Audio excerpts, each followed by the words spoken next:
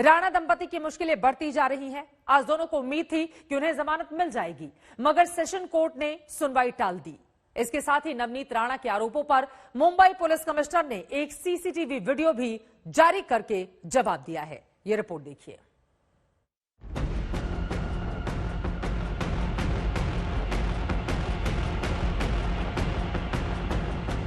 Video कैमरे की सबसे अच्छी बात जानते हैं क्या है? इसकी जद में आने वाले कुछ अच्छा करें तो दिखता है,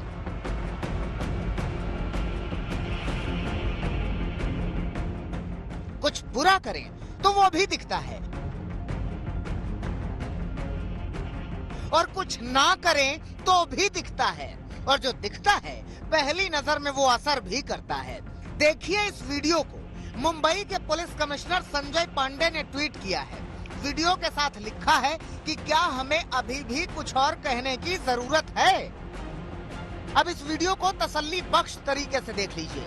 ये वीडियो खार पुलिस स्टेशन का है, यानी कि वो पुलिस स्टेशन जहां नवनीत राणा और उनके पति रवि राणा को गिरफ्तार करके ले जाया गया था। यहीं से राणा दंपति जेल गए थे। यहाँ रवि राणा और नवनीत राणा बेहद सहज दिख रहे हैं। वो पुलिस कर्मियों से बात कर रहे हैं। नवनीत राणा के बगल में बैठी महिला मुस्कुरा रही है, मतलब बात भी ठीक ठीक ही हो रही होगी। रवि राणा के हाथ में कॉफी का कप है और नवनीत राणा चाय की चुस्की ले रही हैं। यानी ये कि पुलिस स्टेशन में जनप्रतिनिधियों का एक औपचारिक सम्मान हो रहा है। मगर ये वीडियो मुंबई के पुलिस कमिश्नर ने इसलिए ट्वीट किया है क्योंकि नवनीत राणा ने कल मुंबई पुलिस पर गंभीर आरोप लगाए थे। नवनीत राणा ने लोकसभा स्पीकर को चिट्ठी लिखकर कहा था कि 27 अप्रैल को रात भर मुझे पुलिस स्टेशन में रखा गया। पुलिस वालों ने मांगने पर पानी तक नहीं दिया। पुलिस वालों ने जाति सूचक टिप्पणी की। पुलिस वालों ने कहा कि जिस गिलास में वो पानी पीते हैं उसमें वो मुझे पानी नहीं दे सकते। पुलिस वालों ने रात भर मुझे प्यासा रखा। पुलिस कर्मियों ने मुझे बाथरूम तक नहीं जाने दिया। पुलिस वालों ने कहा कि नीच जातियां पुलिस वालों का बाथरूम इस्तेमाल नहीं कर सकती। पुलिस वालों ने गालियां दी, बुनियादी मानवाधिकारों से वंचित रखा। लेकिन नवनीत राणा के आरोपों को खारिज कर देने वाला वीडियो अब सबके सामने है।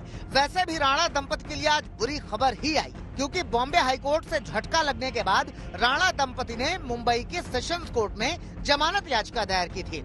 दोनों ने जमानत देने और राजद्रोह की धाराओं को हटाने के लिए सेशंस कोर्ट में याचिका दी थी, मगर कोर्ट ने पुलिस से 29 अप्रैल को जवाब दाखिल करने के लिए कहा और तब तक के लिए सुनवाई टाल दी।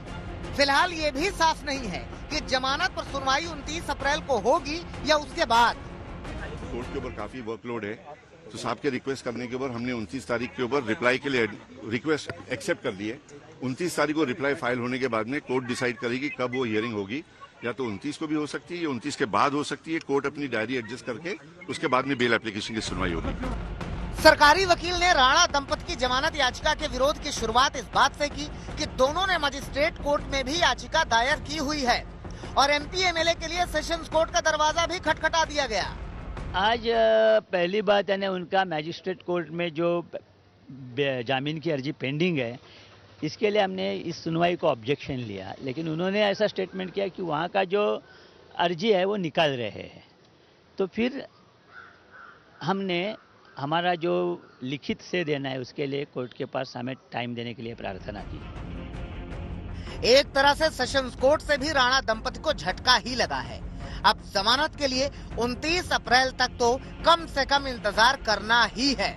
इसके साथ ही राजद्रोह हटाने और एफआईआर रद्द कराने वाले मसले पर राणा दंपति सुप्रीम कोर्ट का रुख कर सकते हैं। मुंबई से साहिल जोशी, विद्या, देव कोटक और मुस्तफा शेख के साथ आज तक ब्यूरो। नवनीत राणा के हनुमान चालीसा पाठ से शुरू हुआ विवाद लगातार बढ़ता जा रहा है। ये विवाद अब बीजेपी और शिवसेना की लड़ाई का रूप ले चुका है। कल पूरे मामले पर पहली बार सीएम उद्धव ठाकरे ने अपनी चुप्पी तोड़ी और विवाद घंटाधारी बनाम गदाधारी बता दिया। उद्धव ने सख्त लहजे में कहा कि हनुमान चालीसा के नाम पर दादागिरी नहीं चलेगी, उन्हें दादागिरी तोड़ने आती है। दादागिरी कशी मोडायची ते सुद्धा आम्हाला शिवसेना प्रमुखांनी हिंदुत्वाच्या व्याख्येत समजून सांगितलं। भाई अनार्की पैदा करेंगे क्या देश में आप? माहौल खराब करोगे हनुमान चालीसा के नाम पर तो आपके ऊपर गुनाह लगा। लंका में इतना उत्पात तो खुद हनुमान ने नहीं मचाया था जितना उत्पात हनुमान के नाम पर हिंदुस्तान में मचा है। हनुमान तो प्रसन्नता के अंबर में विचरण कर रहे होंगे। राम के अनन्य भक्त के भक्तों की कतार लग गई है। कौन सबसे बड़ा हनुमान भक्त है, इस बात की होड़ है। जिनकी जुबानें सिर्फ सियासी शमशीरें बनी हुई थी, वो भक्ति के शिरे से सराबोर हो गई हैं। अच्छा, मजेदार बात ये थी कि इतना हंगामा बरपा था मगर उद्धव ठाकरे खामोश थे और सब पूछ भी रहे थे कि सीएम ठाकरे खामोश क्यों हैं। लेकिन एक दिन पहले महाराष्ट्र के सीएम ने ये सवाल पूछने वालों की इच्छा भी पूरी कर दी। दे डाली हनुमान चालीसा के नाम पर दादागिरी करने वालों को नसीहत। हिंदुत्व सोडलं, शिवसेनेने हिंदुत्व सोडलं म्हणजे नेमकं काय सोडलं? हिंदुत्व म्हणजे काय धोतर आहे का हो? हे घातलं, नेसलं आणि सोडलं, हे असे नाहीये.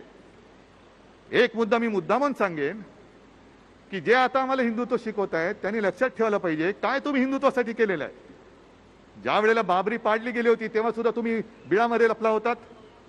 राम मंदिर बांधण्याचा सुद्धा निर्णय हा तुमच्या सरकारने घेतलेला नाही, तो कोर्टाने दिलेला आहे. निदान मी तरी उद्धव ने किसी का नाम नहीं लिया, लेकिन इशारा साफ है कि अमरावती से निर्दलीय सांसद नवनीत राणा और उनके विधायक पति के बारे में बोल रहे हैं, जिन्होंने मुंबई में मातोश्री के बाहर हनुमान चालीसा का पाठ करने की जिद ठानी थी। उद्धव ने हनुमान चालीसा के नाम पर सौहार्द बिगाड़ने की कोशिश करने वालों को फटकार लगाई तो बीजेपी पर गुस्सा भी निकाला। लिहाजा पहले बिना नाम लिए हिंदुत्व पर घेरा और जल्द ही प्रहार करने का प्लान बता दिया की मला देवळात घंटा बडवणारा हिंदू नको आहे, मला अतिरेक्यांना बडवणारा हिंदू पाहिजे. हे कुठले आले घंटाधारी हिंदुत्ववादी? घंटाधारी हिंदुत्ववाद्यांनी आम्हाला गदाधारी हिंदुत्ववाद्याने हिंदुत्व शिकण्याच्या भानगडीत पडू नये. आमचं हिंदुत्व हे गदाधारी हिंदुत्व आहे.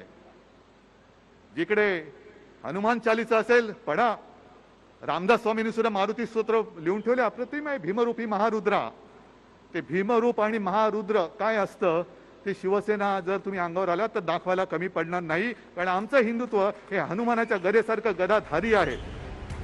सीएम उद्धव ही नहीं, उनके डिप्टी भी नसीहत दे रहे हैं।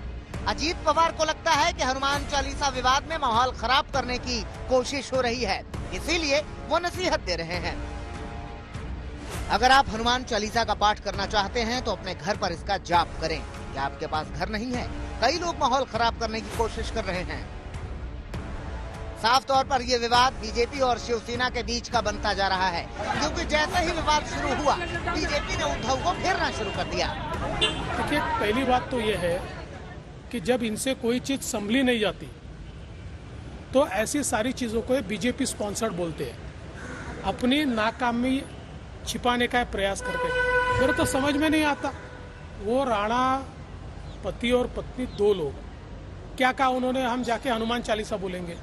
अगर जाने देते किसी कोने में जाके हनुमान चालीसा बोलते, घर जाते, न कोई न्यूज बनती न कोई उसका कोई इम्पैक्ट होता। दशकों से मुसलमान सड़कों पर उतरकर नमाज पढ़ते हैं।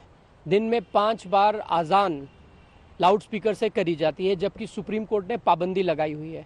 क्या उद्धव ठाकरे ने इन सबको अपने घर बुला लिया है, या इन्होंने मुसलमानों को हिदायत दी है कि अपने घरों में जाकर नमाज पढ़ें? नहीं, लेकिन क्योंकि राणा दंपत्ति हनुमान चालीसा पढ़ना चाहते थे और उद्धव ठाकरे को हनुमान चालीसा से आपत्ति है, इसलिए उन पर देशद्रोह का मुकदमा लगाया गया और उनको जेल में डाला गया। एक दौर था जब बीजेपी और शिवसेना दोनों हिंदुत्व की एक पिच पर बैटिंग करते थे, लेकिन आक्रामक बैटिंग में बीजेपी आगे निकलने लगी तो उद्धव पाला बदलकर कप्तान बन गए। पूरा विवाद जिस तरह से आकार ले रहा है उससे साफ है कि हनुमान चालीसा महज बहाना है, सियासत असली निशाना है। और बाकी मचा है घमासान। आप भी बोलो जय हनुमान। मुंबई से साहिल जोशी, विद्या देवकोटा और मुस्तफा शेख के साथ आज तक।